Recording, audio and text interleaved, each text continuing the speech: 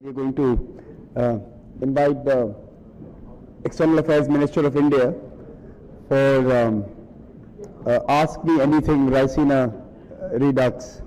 So, can I request the External Affairs Minister to join us on stage?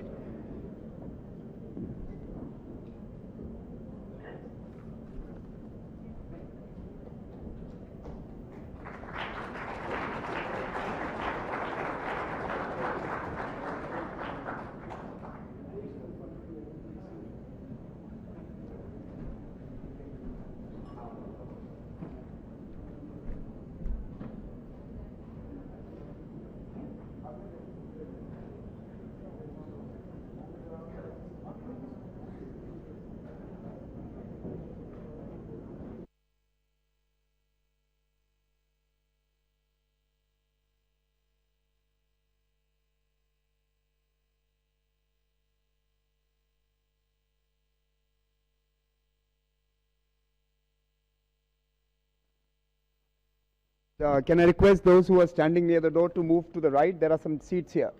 So can I request you all to clear the door so that people can come in, not overcrowd? I can see a sprinkling of empty chairs, one next to Ritika. So please move right.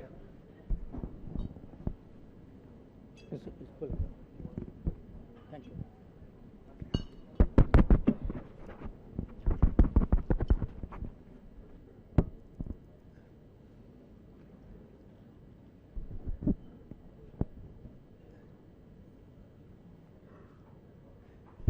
Shashi, can you hear me now? That's better? Okay. No, you were looking agitated. I thought it's about something else and just the sound. Okay. Volume and a Shashi accent as well. Good. So we'll do this morning. Mr. Jaishankar, thank you so much for joining us. This time we decided that we are going to let our guests speak to you through the session.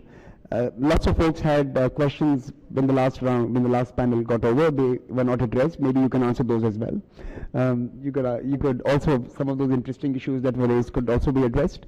But before we move to the audience and their engagement with you in this particular format, in these 2 years where we've seen so much happen, from the pandemic to political action to disruptions to wars to invasions to threats, what are the three things that would keep you up at night? What keeps you awake? What keeps you engaged? Well, to be honest, the only thing which keeps me awake at night is jet lag occasionally, but not too often actually. But if I were to think of three things, I think one, the shocks that the international order has been experiencing.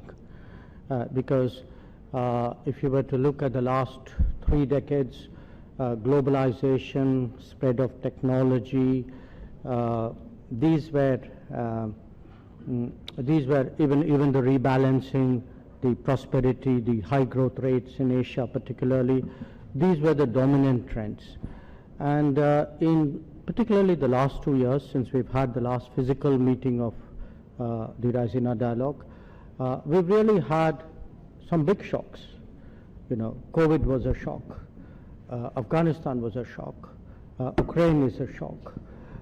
In a sense, the sharper friction between big powers, between the West and Russia, between the United States and China, these two have added to it. So I think I won't say it keeps me awake at night, but certainly it's something which anybody doing foreign policy needs to spend a lot of time trying to get the world right. The second point I would make is, if you are trying to get the world right, you obviously need operational metrics to respond to the world which is changing. So how do you keep, how do you develop that? How do you update that? How do you course correct? And in our case, we have, especially since 2014, 2015, roughly the same time as Raisina actually has come into being, we've had a much greater clarity about how we engage the world. We've done it in a sense in concentric circles. There's a neighborhood first. There are these extended neighborhoods in Southeast Asia and the Gulf, in Central Asia.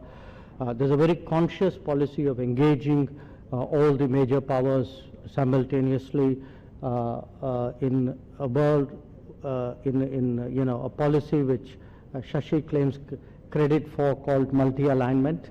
We still haven't quite agreed what the word should be. I would say also, how do you develop a larger global footprint? But to do all of that, the third issue is how do you develop the capabilities? I think Jay Panda before referred to Atmanirbhar Bharat, a more self-reliant India. Self-reliant not just in capabilities, but self-reliant in mindset, and self-reliant in terms of shouldering greater responsibilities. But again, you need a narrative that would accompany that, a narrative in a sense of a new India. So therefore, to me, getting the world right, issue number one. Developing the operational strategy to deal with that world, issue number two. And then developing the capabilities and the narratives to deal with that. That would be my three big ones. So, Dr. Jaishankar, as agreed, we will turn to the audience straight. Sure. And I think we have esteemed guests with us today, and I'm going to first invite the Minister of Foreign Affairs, Norway, Minister Hoodfield, to pose the first question to you. My colleagues will get you the mic. So thank you. The nature of the Raisina dialogue is that it is hosted by the world's largest democracy. Russia's aggression towards Ukraine is an example of an authoritarian state attacking a democracy. Indeed, many would say that Russia attacked Ukraine precisely because it's a democracy. How does India, as the world's largest democracy, see its role in defending free societies globally? Well, I think in a sense some of that was debated in the earlier panel. I think where the conflict in Ukraine is concerned, we have a fairly clear position that has been articulated. A position which emphasizes the urgent cessation of fighting, which urges a return to diplomacy and dialogue, which stresses the need to respect sovereignty and territorial integrity of states. But since you raised it as a larger issue, I do think this is an issue of concern not just for India, because the fact is that there are different countries who in a sense evolve a combination of values, interests, history, experience, culture to approach conflicts and specific situations. I mean, you spoke about Ukraine. I could also, I remember less than a year ago what happened in Afghanistan. Where an entire civil society was thrown under the bus by the world. Or we in Asia face our own sets of challenges which often, I would say, impact on the rules-based order. So, I would say, quite honestly, all of us would like to find the right balance of our beliefs, of our interests, of our experience, and that's really what we're all trying to do. And it looks different from different parts of the world. The priorities are different. That's quite natural. But as I said, at the moment, these shocks are really for all of us to be concerned about, because each of these events, Afghanistan, COVID, Ukraine, big power rivalry, have global consequences, and consequences for the everyday person. So let me turn to the Minister of Foreign Affairs from Luxembourg, Minister Asselborn, and invite him into this conversation. Can I get a mic? The mic there, right behind you. Yeah. Thank you. Dear Minister, you are a diplomat, and you became sort of a very big country. I am not diplomat, and I am till... but you are the senior most, almost, of my colleagues. Since 2004, I am Foreign Minister of a very small country, member of the European Union.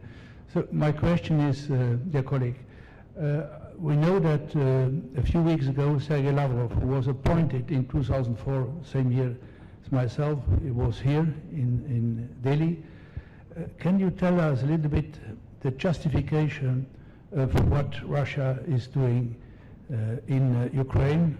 We heard in Europe always a denazification and then also to prevent the genocide of Russians in Ukraine. So really the justification of such a military intervention after the 24th of February this year, how does he explain it to you? He is a diplomat. He was represented Russia, even the Soviet Union before, in New York. He is minister since 17, 18 years. And I think everything that Russia is doing in Ukraine is against, really against international law and also the Charter of the UN. Thank you. Well, look, if you want to know the justification of Russia, that's for Sergei Lavrov to do. I'm prepared to justify what India's views are on Ukraine or any other matter. And in terms of what justification he has offered, I think he's engaged many of you in Europe probably more on this subject than he's engaged us. So I don't think I have anything particularly new to contribute to that. But again, you know, look, I do want, I recognize today that the conflict in Ukraine is the dominant issue, if not among the dominant issues of the day. And it's a dominant issue not just in terms of principles and values alone, also in terms of the practical consequences of it, the knock-on effects. You have, I mean, in this part of the world, not just here in Africa, in other parts of Asia, people are seeing the conflict play out in terms of higher energy prices, in terms of food inflation, in terms of disruptions of various kinds. So the truth is, there is really nobody who wants to see this conflict. I mean, there will be no winners out of this conflict. But I also stress, and I say this to you because both of you are my European colleagues, and I understand that at this moment this would probably occupy you to the exclusion of almost everything else. But there is also a world out there, and I'm very glad that you're sitting here in India, because it would remind you that there are equally pressing issues in other parts of the world. I mentioned Afghanistan. I mentioned the challenges which we faced in Asia. And if I were to put those very challenges in terms of principles, I mean, when a rules-based order was under challenge in Asia, the advice we got from Europe is do more trade. At least we're not giving you that advice. And in terms of, you know, Afghanistan, I mean, please show me which part of the rules-based order justified, you know, what the world did there. So let's I think, see this in the right context. You know, our position is that we all have to find some way of returning to diplomacy and dialogue. And to do that, the fighting must stop. I think that is really the focus of what we are trying to do. Let me move away from Europe to another. Minister Loxin, can we have the mic here? Can we have the mic, Aditya, to Minister Loxin, please? Thank you, Aditya. I think this issue of genocide should be put in this context. When asked of India, you're talking about the country that sent an army to prevent the extinction of the people who would later become Bangladesh. I remember that because I was young. Andre Malraux, in his grandiloquent way, said he would form a legion to fight there as they had fought in the Spanish Civil War. So this is India, the country that answers the call when people are facing genocide. Thank you. Can I turn to the Minister from Madagascar, Richard Randria Mandarato? I hope I got the name right. Nearly. Yes, thank you. I'm from Madagascar, West Indian Ocean island, next to Mauritius, Seychelles, Comoros, and my question is regarding the Indo-Pacific vision and ambition that we both share.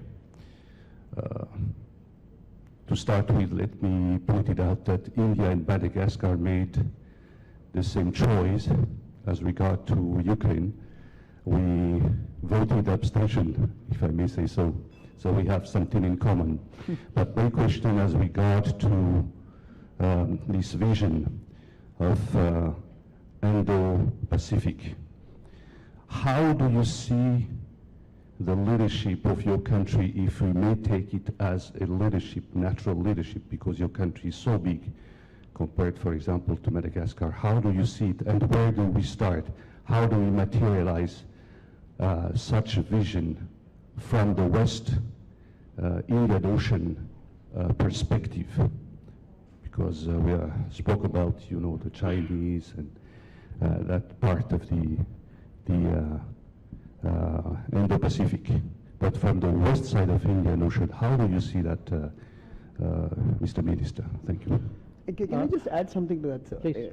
Is there now a more broader consensus that the Harry Harris definition of the Indo-Pacific from Bollywood to Hollywood is no longer valid, and perhaps it has to go to the Western Indian Ocean as well? Is that a more broader acceptance of that idea? Well, yes, except that Western Indian Ocean is not alliterative with Bollywood and Hollywood, so I think you need a catch phrase out there. But no, I think the Minister's question is a very valid one, because there are really 2 or 3 sets of forces at play here. I think one, as Indian Ocean countries, we need to, in a sense, recognize and reclaim our history. That we were a very vibrant, pluralistic ecosystem for the passage of commerce and culture for many, many years. Now, this was disrupted during the colonial times. And I think as part of today, the changing world, a much more globalized world, a much more rebalanced world, how do you rebuild our economies? How do we actually do more interactions with each other rather than go through intermediaries of a very different era? And in that sense, recreating the Indian Ocean, I would say, I'm using community with a small c here, and also how do we look for solutions amongst each others, not necessarily looking to countries far away, because I think in this day and age, perhaps many of those countries will no longer be here at times of need. So when you have natural disasters, as we've seen in East Africa and the Western Indian Ocean, it's important that within the Indian Ocean we find solutions and we partner each other. So in 2015, Prime Minister Modi actually put forward a vision called Sagar, which is literally a word, it's an acronym, but it means ocean, which was security and growth for all in the region. And that's been, in a sense, the template by which we have really stepped up our cooperation with a lot of countries, including Madagascar. And now, where the Indo-Pacific is concerned, I think there's a slightly different issue there, which is that the Indian Ocean and the Pacific Ocean have become much more seamless, because countries on either side of that imaginary divide, are actually have political, security, and economic interests, and therefore it's actually untenable to see them in compartmentalized terms. So that's, I would say, a larger geopolitical happening which is taking place. And to me, the two are completely sort of reconcilable. A stronger Indian Ocean activities actually contribute to the Indo-Pacific as well. So let me stay with the Indian Ocean and let me turn to Minister Amina Chona. Maybe she can come in at this stage. Sitara, can we get Aditya, can we get the mic here? And maybe. Thank you, Samir. It's good to be here. I was here years ago as a Raisina young fellow. And Minister, I am representing the Maldives, and I'm the Environment Minister as well. And climate change is an existential threat for us. I do believe the commitment made by India in COP26 is by far one of the most ambitious mitigation targets we heard. And I also understand how complicated energy transition is for India, particularly because we still have millions without access to power, and development is a necessity for India and for South Asia as well. But climate change, as I said, is an existential threat. I don't think it's just for small island nations like the Maldives, but even for India.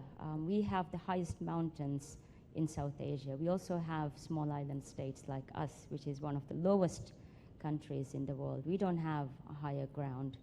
So my question is, as we enter into a world which is complicated by energy, conflict, and issues like this, we also have climate change before us that we can't wait to address these things until countries are comfortable to deal with it. So how do you see climate politics will evolve given the nature, given the urgency of this issue that we have? Thank you. Well, you know, from the Indian perspective, I mean, first of all, I agree with everything you said. And from the Indian perspective, there are two parts to this issue. One is climate action, and I look at it in terms of what we ourselves do, and the other is climate justice. And we need both, which is everybody needs to do the utmost that they can, but also ensure that there's the more vulnerable, the more exposed, less resourced countries and societies are actually supported in this challenge. Now, we all know the story of climate change, how there have been repeatedly the promises of resources which have been given in COP after COP have not been kept. But at the same time, because others are not keeping the word, doesn't mean you don't do what you can do and will do. And that's the approach which we have taken. From our point of view, if you look between, I would say, it's now 6 years since Paris happened. We are probably among the few G20 economies which have actually kept to our Paris commitments, and we are careful about making commitments. We don't overpromise. We try, but we are sincere about what we promise. So I'm pretty confident that what we have committed to do in COP26 we will do. In terms of the challenges which small island developing states are facing, for us that comes right on top, because they are actually the most vulnerable. And whether it is many of our initiatives, the International Solar Alliance initiative, the Coalition for Disaster Resilient Infrastructure initiative, some of the newer initiatives that we tabled at COP26 are actually aimed at highlighting the predicament of small islands. And again, I say this, look, there are conflicts in the world. I'm not minimizing them. I fully understand the seriousness of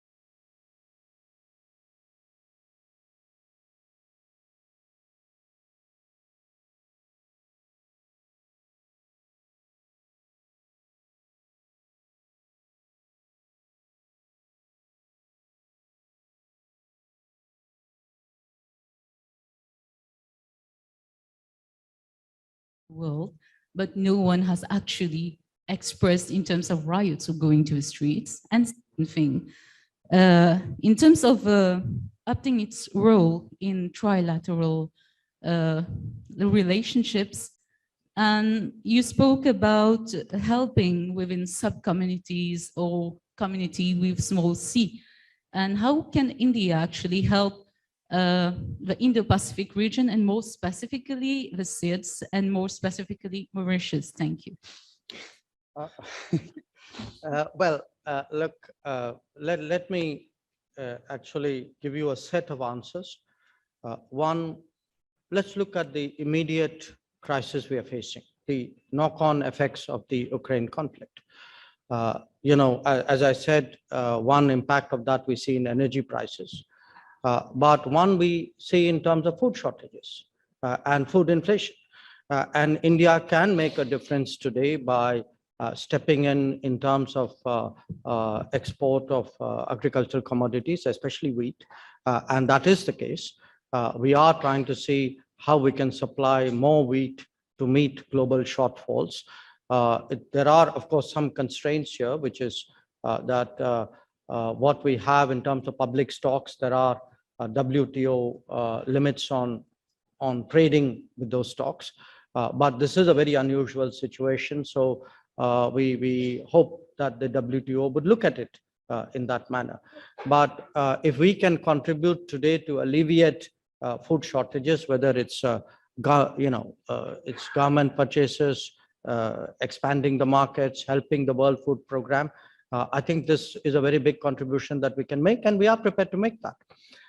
In terms of something longer term, we've always had a history of South-South cooperation. Even when our resources were less, our income levels were lower, we've always tried to do, we tried to share what we could. It's been visible in terms of projects, in terms of training, in terms of education, and in terms of sharing experiences and best practices. Now, that has steadily expanded as we have become bigger. I mean, in the case of Mauritius, there are some very good examples of that development partnership. The metro in Mauritius, the Supreme Court in Mauritius, social housing projects. These are all good examples. And, I can pretty much cite that across a very large part of the developing world. I think today, if I were to look in terms of our development projects, I think probably there are about my rough memory is about 65, 70 countries in the world where we have done development projects, which would actually be close to almost 1,000. So when I said that, to me, self-reliance is not just having more capability at home, it is also bringing that capability to play in terms of larger global requirements and development. Thank you. Let me perhaps now move to the Americas. Let me move to the Americas Sure. now. I don't know if the minister from Argentina would like to ask a question to the minister, His past. or maybe I should go to my young fellow Diego, who was formerly a politician in Peru. So maybe because he could bring you, he could take you to a region that we normally don't speak about. Good morning, everyone. My name is Diego. I'm from Peru. Raisina young fellow, very happy to be here today. That's right. I think that during your intervention, you mentioned a lot about the tension between the West and Russia, your relationship with the neighborhood, South Asia, Central Asia, but nothing about Latin America. So I would like to know more about what is your objective with respect to this region of the world. What role can India play in the region? And also vice versa, what the Latin countries could do more with India and together in the global governance. Thank you. A good example of what we are of the relationship we have with the region, actually, I could think of in terms of the minister who didn't ask the question, my colleague from Argentina, because when I met him, we actually discussed today the doubling of trade which has taken place between India and Argentina. That again, these are interesting globalization consequences of conflicts. Ukraine was a very big provider of edible oil, sunflower oil, to India. So one of the many consequences of the conflict in Ukraine is that those supplies have been cut. Now, Argentina has emerged as one of our biggest sources of edible oil, soya oil, largely in that case.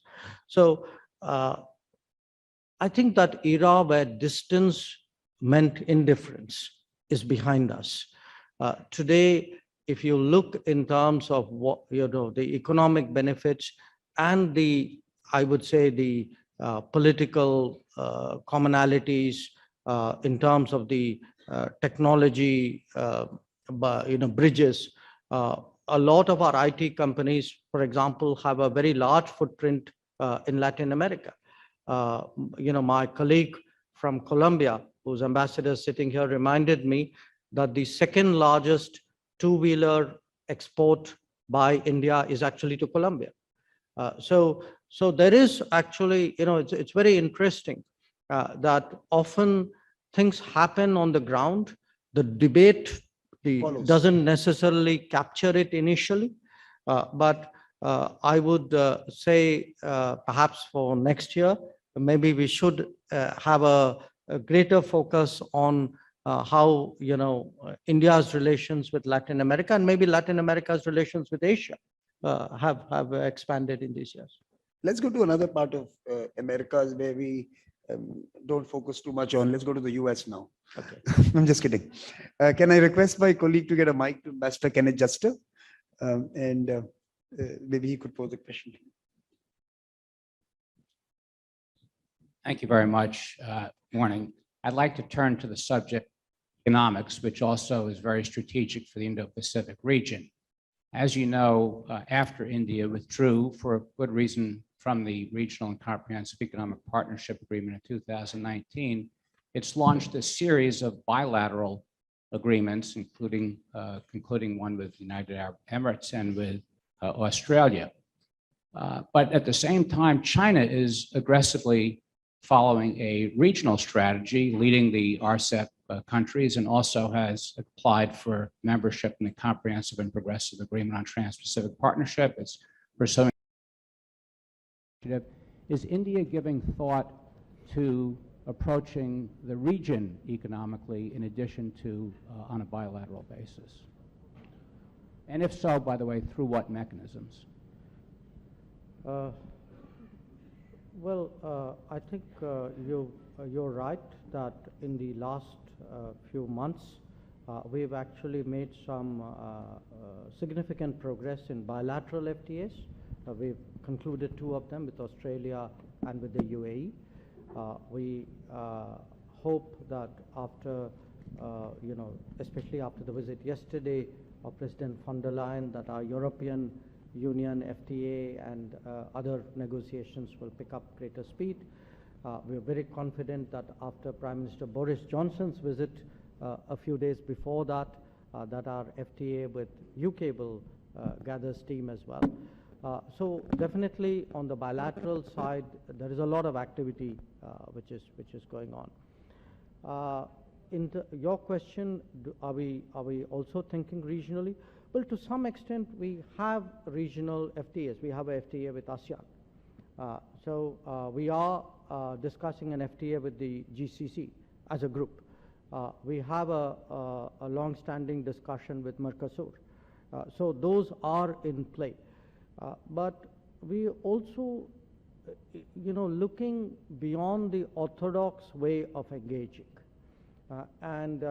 Yesterday, among the agreements which were reached were a Trade and Technology Council launch with the EU, which we have to work on and see.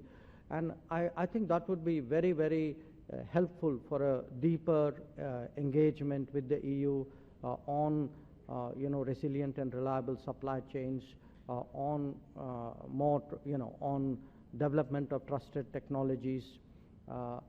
With the United States as well, when I was there in Washington and with some of my economic colleagues, again, there are discussions underway whether there are new ways of engaging, not necessarily through an FTA mechanism. There's something more contemporary, something which would be more practical and more acceptable to the current political circumstances. So it is very much in play. Can I now ask my colleague to take the mic to Prime Minister Carl Bildt? Carl, would you like to pose a question? The mic is right behind you. Aditya. Thank you, Aditya. Thanks. A lot about Ukraine, but I would say that Ukraine is also about other things. It's also about China. And the worries that we have from, say, the European point of view, if I can express that, is that others might draw conclusions from what's happening, and that's dangerous. So my slightly difficult question to you, and I can see it can be difficult to answer in public, what conclusions do you think China will draw from what's happening? Do they see that there's a possibility to do things that otherwise would not be allowed? Or do they think they will draw the conclusion that, well, the international reaction is so strong that we might be forced to restrain ourselves? And I think that's a critical question, because what China, the conclusions China draws from this will have major repercussions for the security, not primarily of Sweden, but perhaps even more for India. I'm tempted to say, as I did to your colleague, that you should be asking Minister Wangi that question, but he's not here. Look, let me say this, because I can't honestly answer that question. But I don't think international relations necessarily functions by precedence. People don't need to see something out there and say, aha, that's what I'm going to do. I mean, that's how mostly bureaucracies function. But I think world affairs has a sort of a much more self-driven, self-calculating way of working. In terms of, because again, quite candidly, we've been hearing for the last 2 months a lot of arguments from Europe, saying, there are things happening in Europe and Asia should worry about it because these could happen in Asia. Guess what? Things have been happening in Asia for the last 10 years. Now, Europe may not have looked at it. So this could be a wake-up call for Europe, not just in Europe. It could be a wake-up call for Europe to also look at Asia. So there have been, I mean, this has not been an easy part of the world for the last decade. I mean, this is a part of the world where, boundaries have not been settled, where terrorism is still practiced, often sponsored by states. This is a part of the world where, the rule-based order has been under continuous stress for more than a decade. I think it's important for the rest of the world outside Asia to recognize that today. It's not the problems are going to happen. The problems have been happening. Let me bring in one of our young fellows again to, in a sense, conclude and cap this session. So Sure. let me invite Lucas Lamberti from Germany for the final questions. Yeah, thank you very much. It's a privilege being here. My name is Lucas Lamberti. I work at Konrad Adenauer Foundation in Berlin, and I'm also a young fellow. So yesterday, EU Commission President Ursula von der Leyen, she mentioned the EU Global Gateway Initiative, and she spoke about it. So I was wondering, in which fields do you see potential for cooperation for India with regard to this initiative, and what do you more general expect The Global from it? Gateway Project. She mentioned the Global Gateway Project, and let's add some spice to it. Will it have the same traction as the BRI, for example? Or is it going to end up becoming a complementary support system for the larger projects underway in that particular initiative? So I think the future of the Global Gateway, the future of some of our own initiatives. Well, we discussed that yesterday, and we have been very interested in how the EU is taking forward Global Gateway. Because on the issue of connectivity, it's very interesting. If you remember, Samir, I think it was our 2016 Raisina, where somebody out there, standing out there, asked me a question on the issue of connectivity and the issue of Belt and Road. And we've been very, very clear on the importance of market-based, transparent, consultative connectivity initiatives. It took us a few years to convince the rest of the world to come around to that viewpoint. So today we are very pleased to see, I mean, it could be the Global Gateway, it could be Build Back Better, it could be other initiatives. We ourselves promote connectivity initiatives in the neighborhood and beyond in a very substantial way. So, we do need today to find ways of working together. I say this, for a large part of the world, there was a earlier conversation on liberalism. But I think if I were to take the most expansive view of what is the democratic space, I think it's important. Within the democratic space, we recognize the diversity of that space, and we find better ways of working together on the big issues of the day. It could have been COVID. I think we missed the bus there a bit. But it certainly is connectivity. It definitely is climate change. Today, India is prepared to step forward in a much more substantive way on the big global issues, including in the multilateral arena. So since you're in such an expansive mood, next year, Raisina, what could be the 2 or 3 big topics that you think would be important at that time? Does it, I mean, I'm being a little... No, I know, you can't resist being provocative, but I think I will resist that answer. Good. Excellent. So please join me in applauding the Foreign Minister for his wonderful interaction. And we'll take a 15-minute break, and we'll be back for another conversation, this time on green transition. So thank you very much for joining us this morning.